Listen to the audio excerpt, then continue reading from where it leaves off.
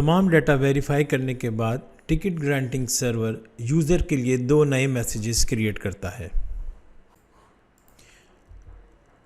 Message के पहले हिस्से में 4 एट्रीब्यूट्स होते हैं। सर्विस नेम यानी उस सर्विस का नाम जो यूज़र ने रिक्वेस्ट की होती है यूज़ करने के लिए। दूसरा एट्रीब्यूट होता है टाइम स्टैम्प, कब मैसेज क्रिएट हो रहा है। और तीसरा एट्रीब्यूट होता है टिकट ग्रांटिंग टिकट का लाइफ टाइम। चौथा एट्रीब्यूट क्या होता है ये अभी हम थोड़ी देर में जानेंगे। मैसेज का दूसरा पार्ट असल में सर्विस टिकट होता है। सर्विस टिकट ही असल में वो चीज़ है जिसके लिए ये सारा प्रोसेस किया जा रहा है। Ticket granting server service ticket के अंदर 6 एट्रीब्यूट्स रखता है। नंबर 1 यूज़र नेम यानी उस यूज़र का नाम जिसने सर्विस टिकट रिक्वेस्ट किया होता है। नंबर 2 पे सर्विस नेम, जिस सर्विस को एक्सेस करने के लिए परमिशन मांगी होती है। टाइम स्टैम्प, ये सर्विस टिकट कब क्रिएट हो रहा है। यूज़र आईपी एड्रेस, किस आईपी के लिए क्रिएट हो रहा है। और फिर एंड में life time for service ticket यानी इस सर्विस टिकट की एक्सपायरी क्या है। एंड में टिकट ग्रांटिंग सर्वर दोनों मैसेजेस के अंदर सर्विस सेशन की को एंटर करता है। ये एक रैंडमली जनरेटेड सिमेट्रिक सेशन की होती है। मैसेज के पहले हिस्से को TGS सेशन की से इनक्रिप्ट कर दिया जाता है, जबकि सर्विस टिकट को सर्विस सीक्रेट की से इनक्रिप्ट कर दिया जाता है। यहाँ पर यह बात याद रखना ज़रूरी है कि KDC के पास तमाम प्रिंसिपल्स की सीक्रेट की पहले से सेव होती हैं।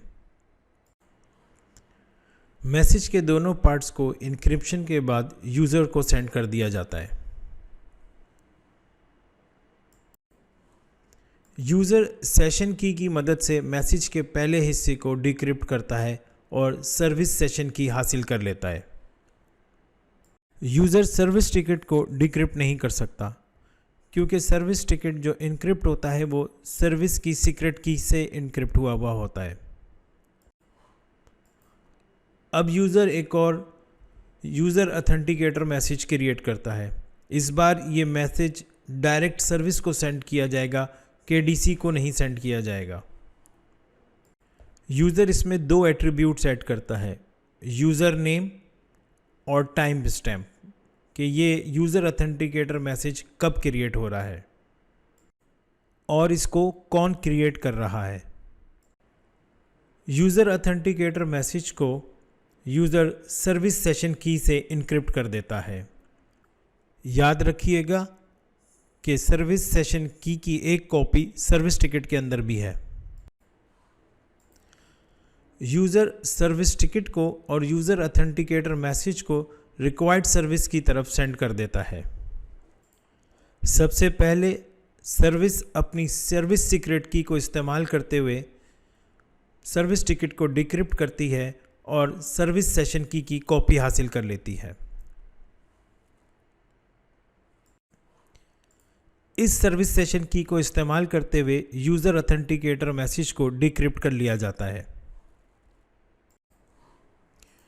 मैसेज के दोनों पार्ट डिक्रिप्ट करने के बाद सर्विस तमाम डाटा को वैलिडेट करना शुरू करती है। सबसे पहले यूज़र नेम वेरीफाई होता है। सर्विस ये चेक करती है कि आया ये वही यूज़र है जिसके लिए ये सर्विस टिकट इशू किया गया है। फिर टाइम स्टैम्प चेक किया जाता है। तकरीबन 2 मिनट का टाइम डिफरेंस जो है वो टॉलरेबल है। उसके बाद आईपी एड्रेस और आखिर में सर्विस टिकट का लाइफ टाइम।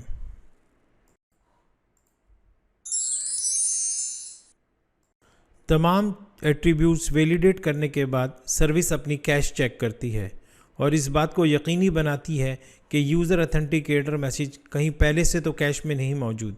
अगर पहले से कैश में मौजूद होता है तो इसको इग्नोर कर दिया जाता है और अगर नहीं होता तो उसको कैश के अंदर राइट कर दिया जाता है। इस तरह सर्विस भी अपने आप को रिप्ले अटैक से प्रोटेक्ट करती है। सर्विस टिकट और यूज़र ऑथेंटिकेटर मैसेज की वैलिडेशन के बाद अब सर्विस की बारी है कि वो सर्विस ऑथेंटिकेटर मैसेज क्रिएट करे ताकि यूज़र भी इसको वेरीफाई कर ले। इसी को म्यूचुअल ऑथेंटिकेशन कहते हैं। सर्विस ऑथेंटिकेटर मैसेज को सर्विस सेशन की से इनक्रिप्ट करती है ताकि यूज़र जिसके पास पहले ही से ही सर्विस सेशन की एक कॉपी है वो इसके सर्विस ऑथेंटिकेटर मैसेज को आसानी से डिक्रिप्ट कर सके। सर्विस ऑथेंटिकेटर मैसेज को यूज़र की तरफ सेंड कर दिया जाता है। यूज़र सर्विस सेशन की मदद से सर्विस ऑथेंटिकेटर मैसेज को डिक्रिप्ट करता है और इसके एट्रीब्यूट्स को वेरीफाई करना शुरू करता है। सबसे पहले सर्विस आईडी को चेक करता है और इस बात को यकीनी बनाता है कि ये वही सर्विस है जिसके लिए रिक्वेस्ट किया गया था। इस पॉइंट पर म्यूचुअल ऑथेंटिकेशन कंप्लीट होती है। उसके बाद यूज़र टाइम स्टैम्प चेक करता है और इस बात को मेक श्योर करता है कि ये हाल ही में बनाया गया हुआ सर्विस ऑथेंटिकेटर मैसेज है। दोनों एट्रीब्यूट्स वेरीफाई करने के बाद यूज़र भी अपनी कैश मेंटेन करता है। क्योंकि यूज़र म्यूचुअल ऑथेंटिकेशन कर चुका है इसलिए वो सर्विस टिकट को अपनी कैश में इनक्रिप्टेड फॉर्म में सेव कर लेता है ताकि वो इसको फ्यूचर में भी आसानी से यूज़ कर सके। इस तरह करबी रोज़ यूज़र और सर्विस को ओवर अनसिक्योर्ड नेटवर्क ऑथेंटिकेट करता है और म्यूचुअल ऑथेंटिकेशन जो है वो कंप्लीट हो जाती है। Thank you.